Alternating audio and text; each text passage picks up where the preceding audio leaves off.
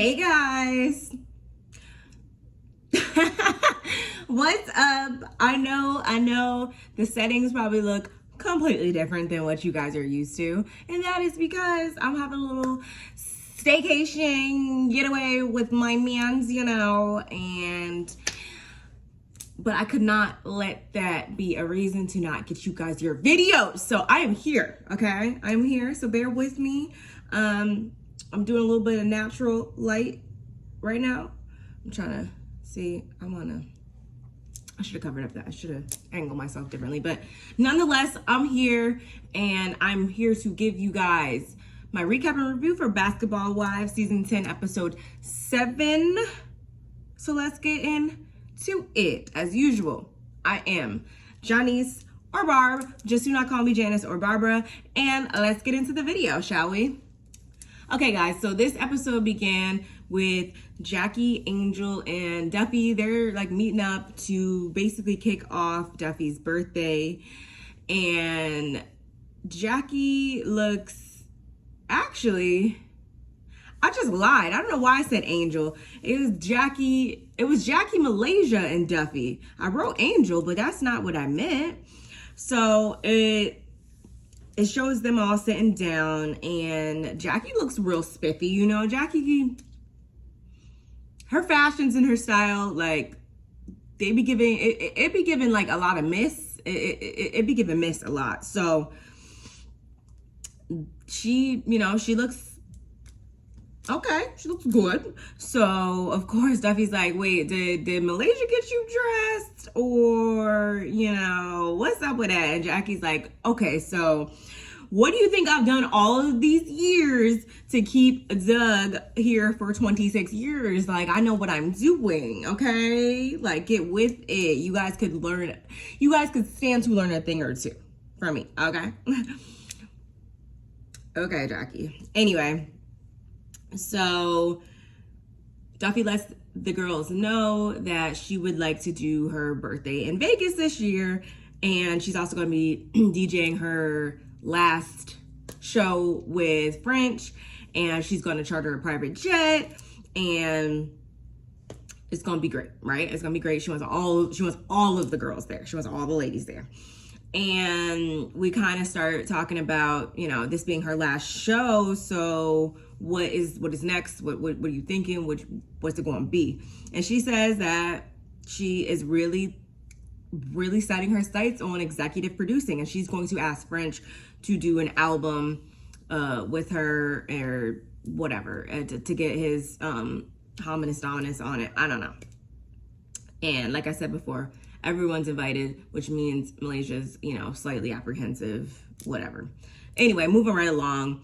Next, we see Brandy. She's placing a FaceTime call to her husband, Jason. He had to go back to Texas to take care of their son.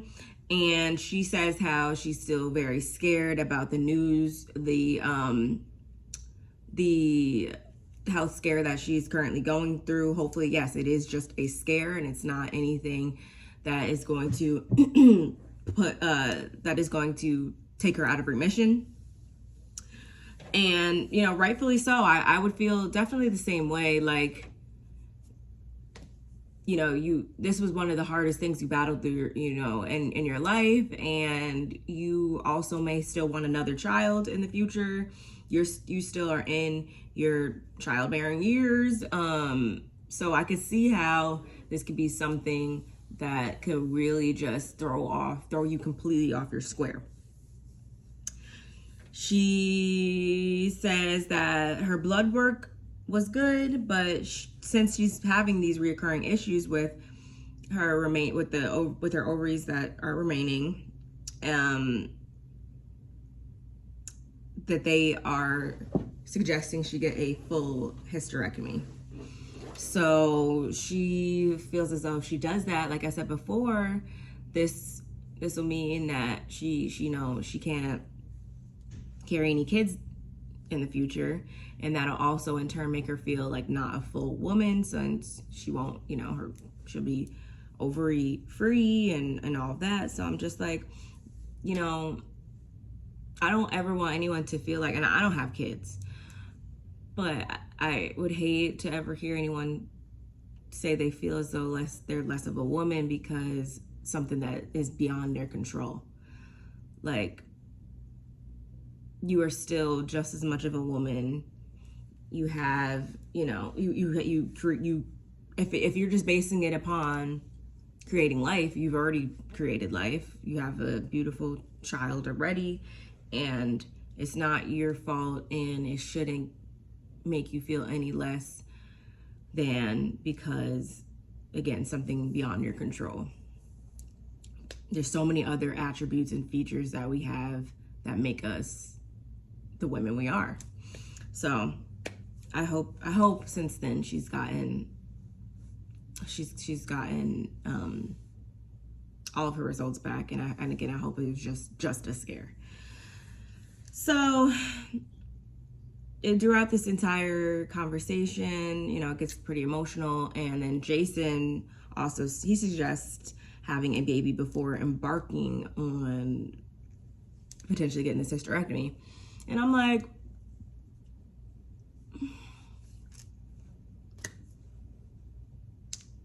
I'm just leave that at that. Anyway, next scene we get is Duffy and Brooke. They go to pick out wigs for Vegas, and Duffy was walking in there giving bald head, scallywag, blonde realness, but she looks very good with a short hair. So it was real cute. I was like, you should just wear your hair like that. Like, I mean, wigs look good too, but like, because sometimes I'm not gonna get into that, but she looked good.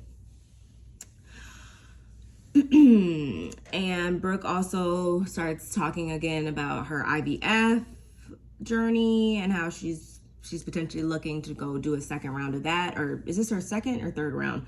I'm not sure. But she also shares that the first go around, her daughter especially, she has a 24-year-old daughter and a 23-year-old son. And I think she has one more child as well, who's a little bit younger. But her oldest daughter, the first time when she said, she wants to have another child, she was not here for it at all. So it's really important basically to get her children's blessings this time around. So we'll see what happens with that. And of course, Duffy invites her to Vegas, as well as she says, she's gonna invite Angel and Nia and Naria. Of course, Brooke is like, they're really not wanted, and I'm right here with you, Brooke, okay? I do not feel like those ladies' presences are needed at all. I just don't.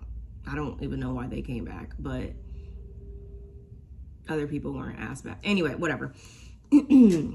Next, we see Malaysia. She's looking at homes with her kids and her sister. She looks at this one home in particular that's $1.6 million, 4 bedrooms, office. It's really nice, but the closet's too small. And I was like, I can't be mad at you with that, because I don't even have nearly as many clothes as I'm pretty sure she has. But my closet space needs to be booming, okay? And she tells her sister about Vegas, and her sister agrees to babysit. And she also shares how her and Duffy never really got to know each other, but she seems to think that, Duffy's fun, so she's down. She's down. She's with the shits. Everything's gonna be cool. Her sister asks if Gennaro will be helping with the house, and of course Malaysia laughs and is just like, no, he's not. And everyone has told me time and time again to take him to court, and I've just decided to pray and give it to God. And thank God her sister said something. She was basically like, girl, get the fuck, like, that is not, no, this is something you got to actually put some real manual action behind. And she says that she kind of has basically she has PTSD from going through her divorce and the courts and all of that. So, and it took so much out of her. And I'm like, yeah, and he's going to keep taking so much out of you if you don't speak up and advocate for yourself and do what you got to do. I get you've been holding shit down on your own, and you've been not letting his lack of his lack of I was trying to say help and effort, make you not come through for your kids. Like, you've still been holding it down. So, and that's good and all, but if you're gonna keep talking about this, and if you're gonna keep looking like, oh my God, what was me? What's going on? Oh my God, this is too much all the time. Like, you need to actually, no, you need to take him to court. Like, you need to pull yourself together and shake it off and do what you got to do, because that's just my recommendations. But that's really it for that scene. Moving right along, we see British. She's putting in work for her hair and her hair vending machines. She's doing some hair vending machines. And so then Brooke and Brandy come in, and British asks why they got Jen a man before her. And I was like, because he was too busy, like, verbally going upside Lorenzo's head. And with that being said, she says that there is no hope of her and Lorenzo getting back together. She was there for him, and when he was supposed to reciprocate that energy, he was nowhere to be found. So she's ready to date. And I'm like, okay, good. Keep it that way. He tried to dominate her life and then basically went MIA. So she also lets us know that she was raised by her dad, and he unfortunately ended up passing away in 2017 from idiopathic pulmonary fibrosis. And this is when Brandy, sorry y'all, I was looking at a message. So this is when Brandy goes and says, like, you know, my dad, and it's very fresh for Brandy losing her father, and so she gets emotional, of course. And we're just like, girl, trust me, I completely get it. And it's good that they're able to empathize with one another over something like this. Like, it really does help you at times to feel as though, like, you know, when you feel like your world is ending, that, you know, this is something that you can lean on and get support from other people that have went through the same situation. And again, Brooke shares about her IVF endeavors and how IVF will go this time around. She's doing it a lot differently this time around versus the first time. It was a whole different doctor, and the method was completely different. And British also shares that Angel, she just wants to be stress-free. And we keep hearing that from Angel, that she just wants to be stress-free. She just wants respect. She doesn't want apologies. That's all she needs. And at this point, and we'll get into Angel a little bit even more later, but at this point, I'm really like, y'all just give her what she wants, because anytime she throws little, like, clues and little, like, things here and there, and then you as the friends, like, if you care about your friend, you're obviously going to say something, or, you know, you don't want to see them hurt or fail or anything like that. So obviously you're going to give them the advice that they need to hear or whatnot. And every time that is done, Angel just turns around and is like, oh, but, you know, you guys, like, I'm good. Like, you guys, like, I just want respect. And she not consuming what they're saying and stuff like that. And just kind of is in turn looking at them like, well, you know, why are you, you know, just be happy for me. Like, why are you doing this? Like, this, that, another thing. I'm like, okay, if that's how she's going to be, then y'all need to just let her be, because it's going to be this every time. And she starts trying to take up for him being Rock and all that. So just let her be over there in her house and whatever. So that was it for that scene. Next, we see Duffy, British, and Angel. They meet at the Botox Center, and she lets us know she gets it every year, and to keep it right and tight in all the right places, she says. Her face doesn't look overdone. It looks good. It looks fine. So if that's what makes her happy and keeps her feeling youthful and perfect, then do it. Do it, girl. She invites... Why am I saying this? She invites Angel to Vegas, and it's like, Angel doesn't really say anything at first, and I'm just like, see, she's still acting weird. And so then after she gets her Botox injections, Angel gets a call from Rock. It's like, hey, babe, da-da-da. I'm just like, you know, she out here with her girls. Like, you really had to call right now? Whatever, anyway. So then Duffy takes the time to bring up the bullshit that Rock said and how things went a little crazy during the last episode or two between them. And Angel speaks for him, like I said before. She kind of is being like defensive and stuff like that. And I'm just like, again, that's why I said what I just said. If she's going to be on the defense every single time you guys give her what she needs to hear on behalf of the little clues and hints and indirect messages that she's giving. And I say that because she never completely is coming out and says, yeah, he's the wrong person, I made a mistake, or, you know, I'm not happy. Like, she never just comes out and just completely just gives it to us in black and white, but she says little like things and stuff like that. Like even about the promise ring proposal bullshit. Like she says little things, and then when they tell it to her like it is, then she's looking at them like, well, why would you say that? Why would you do that? Like, because you put it out there. Anyway, moving on.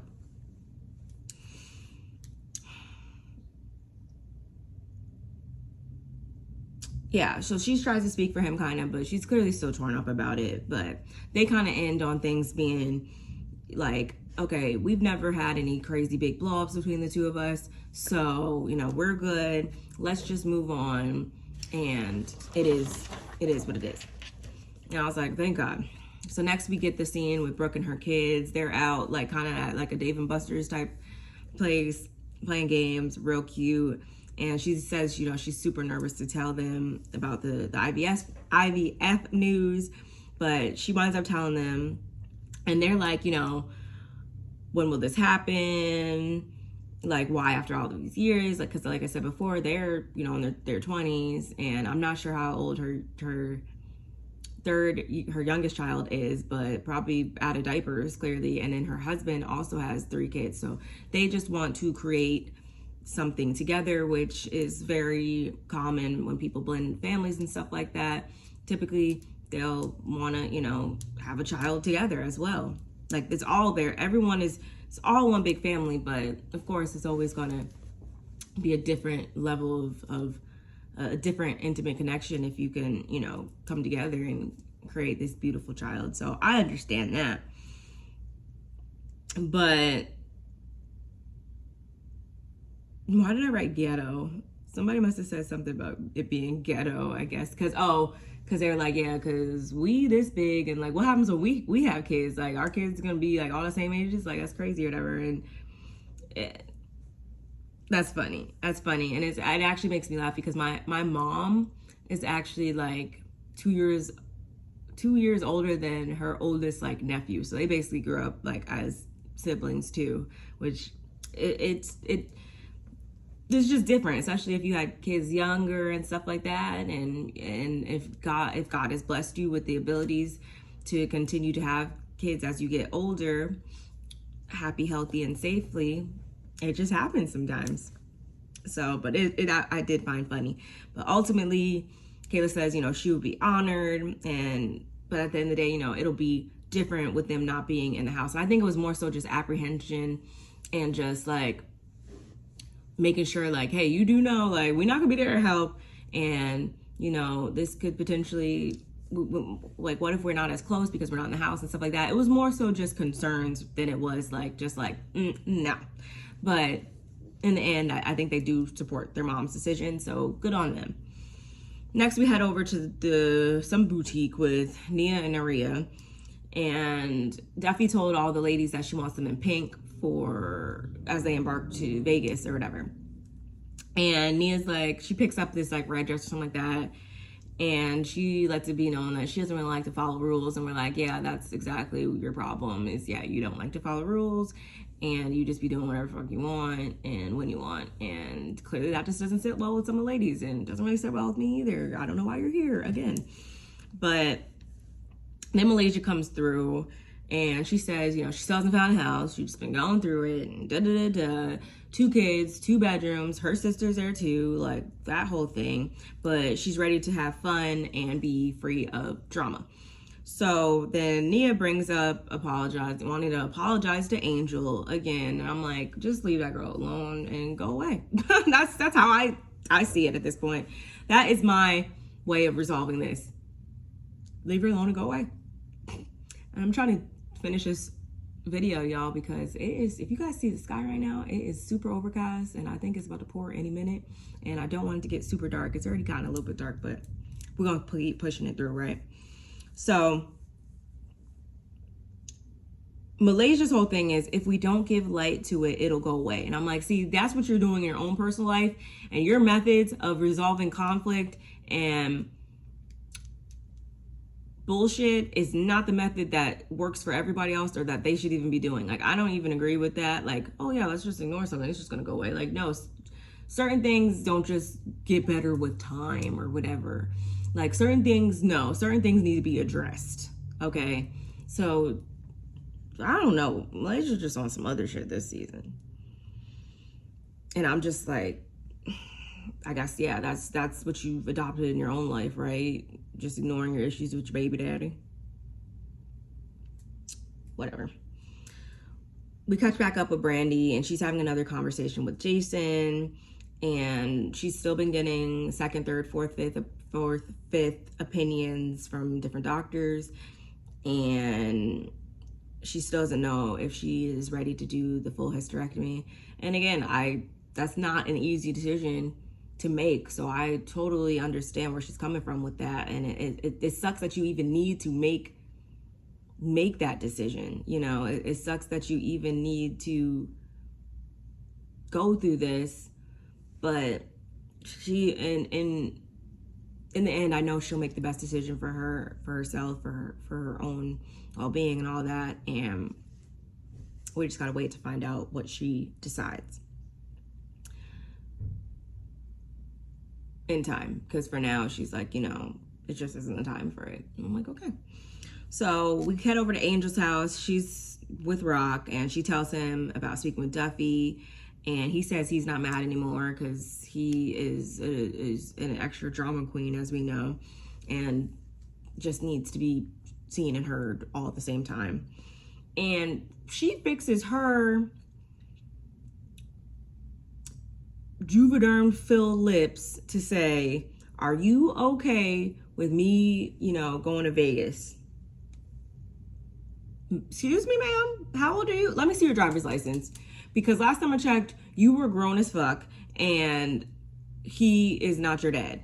I do understand that, you know, it's a high-risk pregnancy right now, and you want your partner to support your decisions, I guess, but you are ultimately, you are allowed to do whatever you want. And I know, and this is your third go around being pregnant, I'm pretty sure you know how to handle yourself for the most part, to be able to go and chill with your girls around the pool or whatever, and, you know, clap and be happy for them, and not overly stress yourself out or put yourself in danger, nothing like that. Like, I'm pretty sure you'll be okay to do that. So as far as asking him for permission, like, that was just like, to me, so I don't want to ever see you do that again, okay?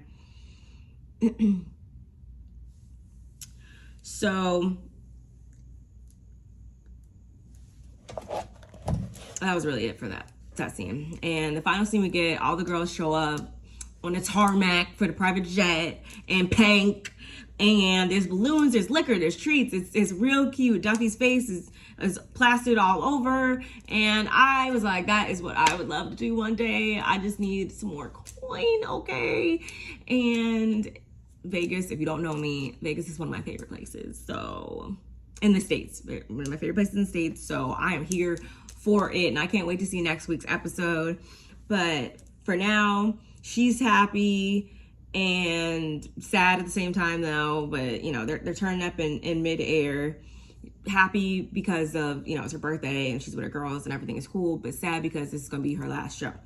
And I'm like, girl, at the end of the day, I understand where Iman is coming from and all that, but do what makes you happy and what you need to do to retain your independence. Period. And then she even said one time, she was like, oh, she was giving like a little, motivational little couple bars of a speech. And she's like, we're all black women. And I was like, wait, is Angel black? Angel's not black. Anyway, I'm annoying. Leave me alone. But y'all, that was really it for this episode. Like I said, there's a couple storylines in here that Angel, your situation's real simple at this point. Malaysia, your situation's real simple at this point. Everybody's situation, in my opinion, is real simple at this point, except for Brandy's.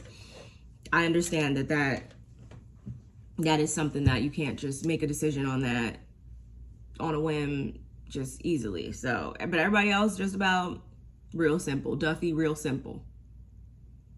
It's either gonna be this or that. So really, y'all, though, that's it for this recap and review. Y'all let me know what you guys think in the comments below. Don't forget to like and subscribe as well. Hit that notifications bell, and I will see you guys in my next video. Okay? Bye.